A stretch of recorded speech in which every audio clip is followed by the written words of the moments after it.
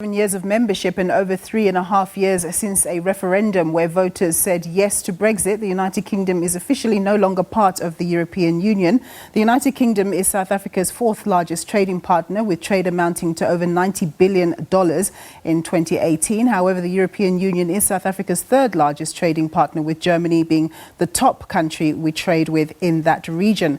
How does Brexit affect South African trade going forward? Well, to tell us more, I'm joined now by the British High Commissioner to South Africa, Nigel Casey, and he joins us now from our Sea Point studios. Thanks very much, sir, for joining us. So you've iterated, that is the UK has iterated, that Brexit will be good for South Africa because it will give the UK an independent bargaining power over the EU. However, until the end of December this year, most trade and free movement of people deals will still exist. So how will this affect South African trade with the two markets, that is the EU and the UK? Well, good afternoon. As you say, last Friday night we officially left the European Union and we are embarked on a new era.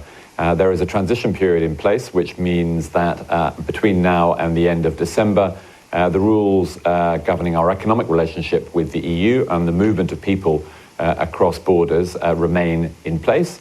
And that means that as far as South Africa is concerned, South Africans can be reassured that there's no immediate impact on them, either doing business with the UK or the EU, or indeed travelling between the two.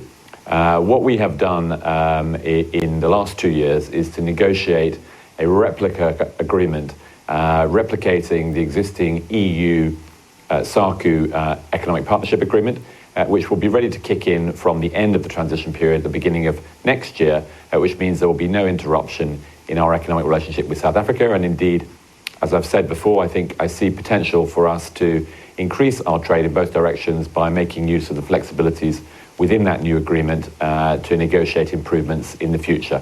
So I'd say no immediate change, but in the future, the potential to do more on a bilateral basis. Of course, Mr. Casey, you know, many observers who watch the economy, the global economy closely, are saying that 11 months is very it's unlikely that you guys will be able to achieve a deal with the European Union within 11 months, simply because they have a tradition of thrashing out deals over years, not months. So if that is the case indeed, and there has to be an extension beyond 2020, does that then mean that the SACU deal that you have will then kick in once you actually do fully leave the European Union and have a new trade deal with the EU? Well, our Prime Minister has ruled out firmly extending the transition period beyond the end of this year. So at the end of this year, we are expecting to be putting our relationship with the EU on a different footing economically, and therefore leaving the current umbrella of existing EU agreements with countries like South Africa and SACU. And so we have that agreement ready to go. It's being ratified now here in South Africa, in the other SACU states, and in the UK. And so we're confident that whatever happens in negotiations between the UK and the EU, there won't be any interruption in our trade with Southern Africa. As far as the negotiations with the EU are concerned, you're right, it's an ambitious timetable. No one's making any secret of that fact. But there is very, very strong interest, both politically and economically, both on the side of our government and the side of the EU, to get it done quickly. And we're going to be kicking off those negotiations very soon, and there will be enormous drive and energy from our side, and I'm sure that will be replicated from the EU to get it done in the time available.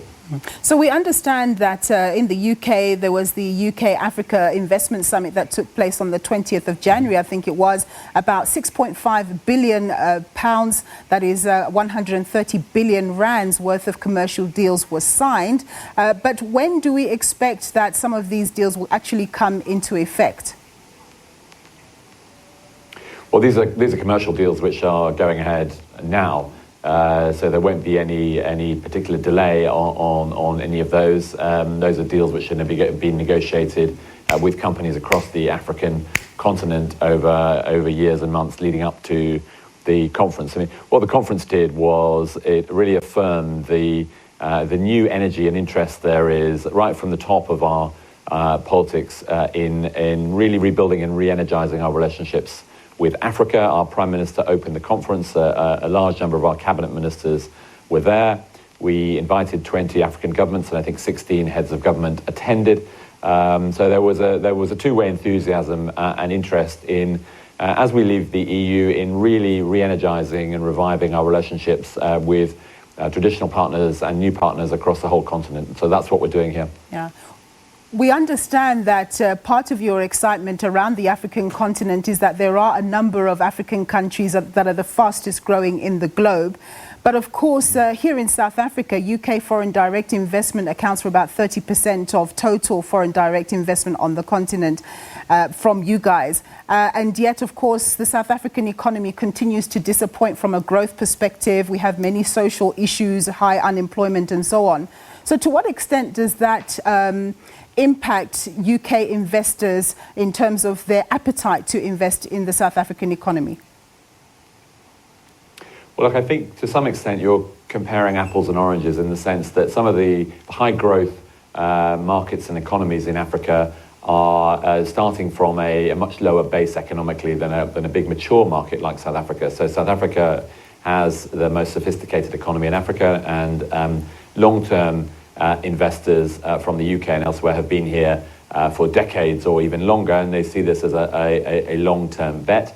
And as a base for running operations through the whole continent. So it's no surprise really that that some of the bigger, newer deals, particularly in in energy and infrastructure, are happening elsewhere where economies are growing at speed from a lower base. What I found in London, as always, is that there is huge interest and appetite for hearing from South African political leaders on plans and what is going to be happening next. There's a huge amount of support for what President Ramaphosa is trying to achieve in restoring economic growth and good governance here in South Africa. There's support from that from business, from the government I represent, and from many more. Despite the current economic difficulties here, there's a strong long-term commitment to do what we can to support the restoration of growth and job creation here in South Africa, and particular interest in areas like telecoms and renewable energy, where there is a lot of money in London and coming through London, which is keen to invest here. Of course, Mr. Casey, there are lots of unknowns in terms of how long it's going to take for you to have those negotiations with the EU and so on. But going forward, what will the UK-South Africa relationship look like? Are we going to see, an ease in travel requirements and trade in goods and services? Well, look, we start from a very strong base when it comes to our relationship. It's a really strikingly broad relationship, and what I've been trying to do while I've been here, as well as assuring continuity in trade, has been trying to grow some of the new aspects of our relationship. Here in Cape Town, in our office, we have a tech hub which is doing fantastic work just after 1 year of operation in linking up the South African tech sector with counterparts in the UK to access finance and mentorship for expansion internationally. We've got fantastic partnerships in high-end science, like the Square Kilometre Array project, which is shared between the UK, Australia, and South Africa.